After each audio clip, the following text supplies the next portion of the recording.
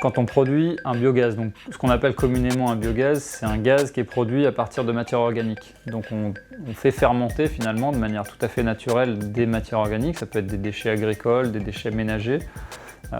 Tout ça fermente et produit un gaz naturel et renouvelable qu'on appelle généralement le biogaz. Ce gaz-là, il contient un certain nombre de polluants qu'on est obligé d'éliminer, de filtrer dans le gaz avant de pouvoir vraiment le transformer en biocarburant par exemple.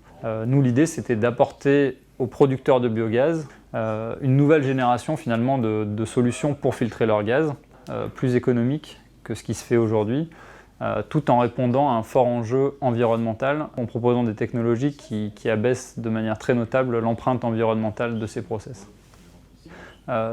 Mettre sur le marché un nouveau produit et une innovation, ça demande des efforts d'investissement qui sont assez conséquents. Et donc à ce titre-là, en partant entre guillemets comme nous de zéro, on a effectivement besoin de s'adosser à des fonds pour aller structurer financièrement la société et être à même de poursuivre le développement industriel qui nécessite des investissements qui sont significatifs.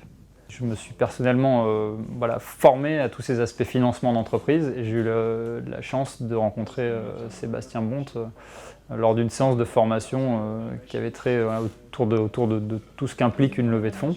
Et assez tôt, on a réussi à créer une relation de confiance autour du projet, autour de la vision qu'on porte et la vision qu'eux souhaitent amener dans leurs investissements.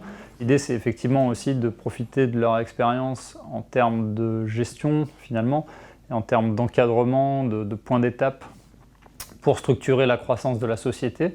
Un aspect aussi de conseil et d'expertise, de par, le comité stratégique qui a été monté, et de l'autre côté, toutes les personnes qui font partie du réseau Angelor et qui sont à même, de par leur expertise, de nous apporter concrètement sur des sujets techniques, financiers. Il faut avoir avant tout une bonne offre, un bon produit, etc. Et être pertinent sur son marché.